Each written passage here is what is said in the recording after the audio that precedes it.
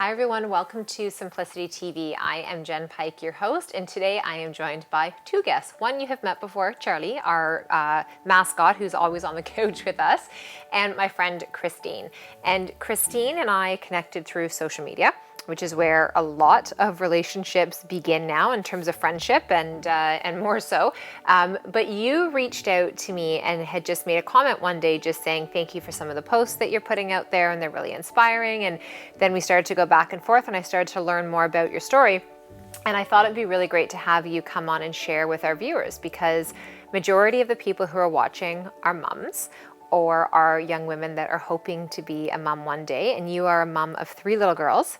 And you have a really powerful story about how you got to a point of starting to take better care of yourself and your family. So I just want to say thank you for coming on today and for sharing your story with everyone. So for everyone who's watching at home, why don't you give a little background to how we got connected and where your path has taken you? Sure, absolutely. Well, thank you for having me. Yeah, you're welcome. And I really feel that there's an important message and a story to tell. Everybody has a story, and mine perhaps is unique. I'm currently a single mom of 3 little girls. About 3 years ago, when my youngest was born, she was 7 days old, my husband became very ill.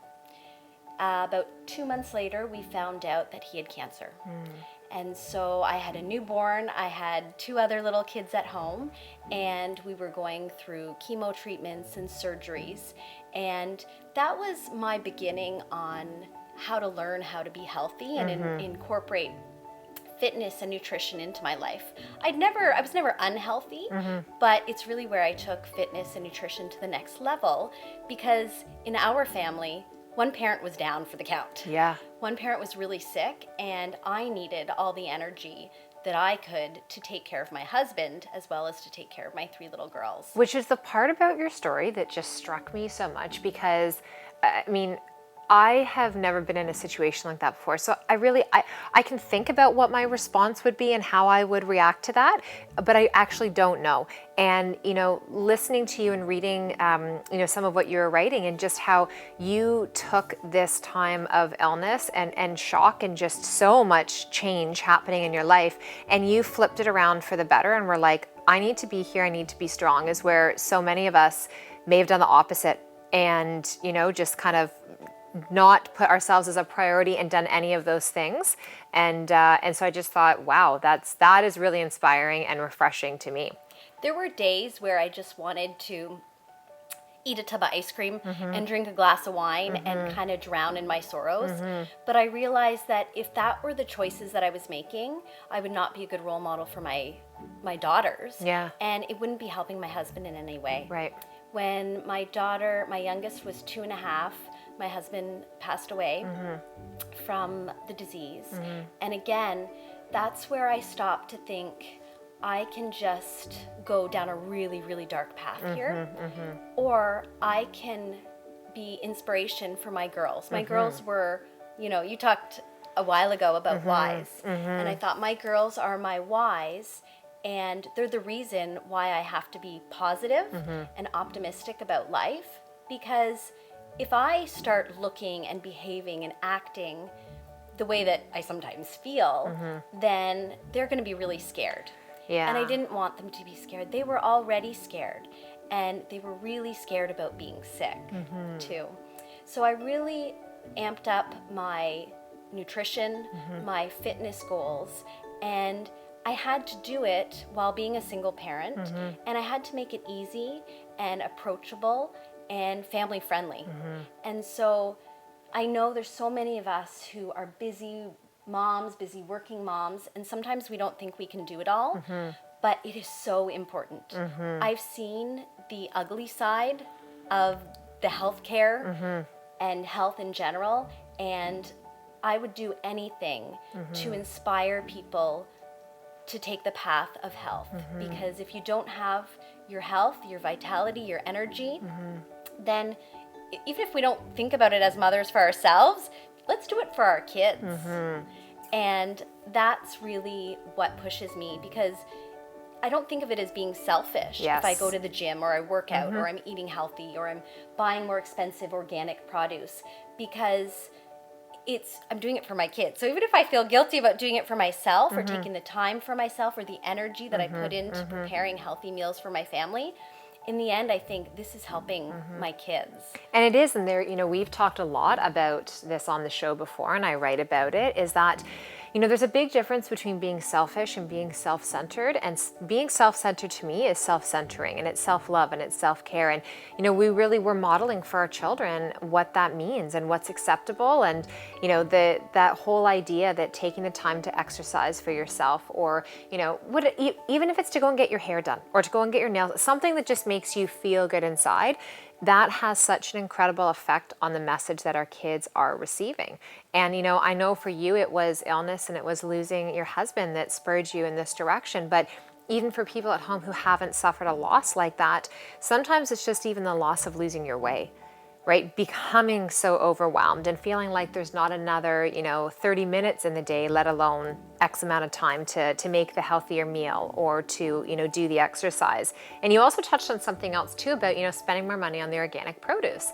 And that's a big one, because we often think that we're so confined to our budget and we don't have the money.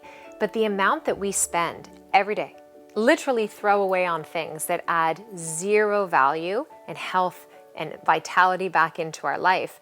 I challenge people sometimes, even just for 10 days, to account for every single penny you spend, and you'd be blown away by how much has been going towards, all of the miscellaneous. And so right now, I know that this whole journey from you has taken you to a place where you're actually registered in one of my friend and colleagues' program, Megan Telpner's Culinary Nutrition Program, which is incredible. So what's your hopes now, having gone through everything that you've gone through, learned so many new different ways of taking care of yourself and your family, and now being in this program? What are you hoping to do moving forward? My hope is that I can begin to inspire other busy moms, especially, to meal plan, to grocery shop, to cook from scratch, because it's not that hard. And I really want to demystify that to do the best for your family means buying and eating and preparing whole foods. And I really want to encourage people, get the processed food out of your house, out of your kitchen.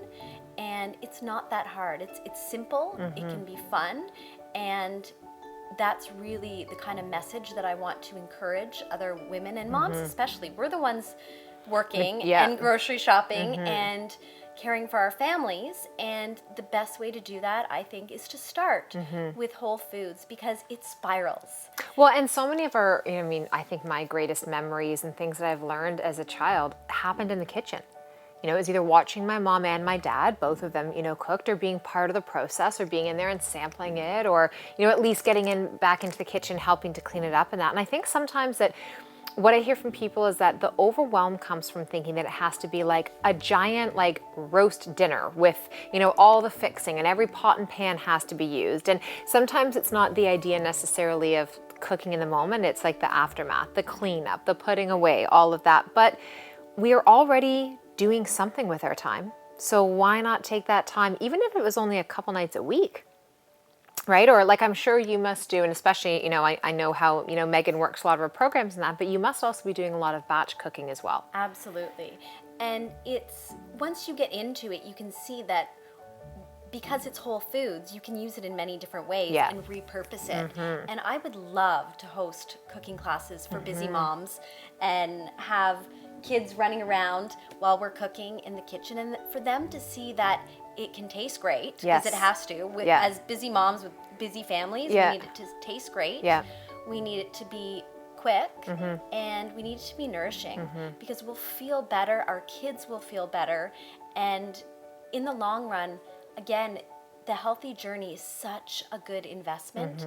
And I really just want to encourage other moms out there that we can do it. And if you're not doing it for yourselves, then do it for your kids, because you're the best mom that you can be when you're feeling great. Oh my gosh, it's so true. I always say to people, you know, when mom is not in a good mood, nobody is in a good mood. And when mom is feeling happy and fulfilled and, you know, has energy, the house runs smoothly. So it's just, you know, it's about building up that level of resiliency as a mother, and it allows us, you know, I mean, as a mom, as a woman, as a human, right? Just moving and living and being and all that we do in this life. So it's so important. Well, I think that you've got a great platform for a great business, because I know a ton of moms who would love the opportunity to, you know, pick your brain and access the offerings and the services you would have for meal prep and just some inspiration in that. So when do you finish your course? My course will be done by about the new year. So in January 2016, I'm going to be spreading my wings and hopefully inviting some people to come and cook with me. I think that's the best place to start. And, you know, we've done a lot of that. I've taught cooking classes here in the house for, you know, 8 years now. And I did a mason jar salad party the other week. We made 47 meals in about 30 minutes. So it absolutely can happen.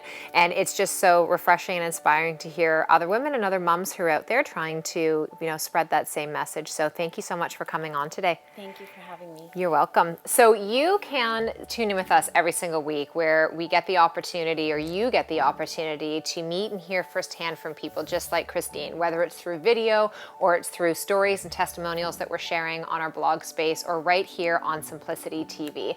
I am wishing you nothing but more simplicity and more ease in all that you do in this journey of feeling healthy and incredible for you and your family. Have a fantastic day.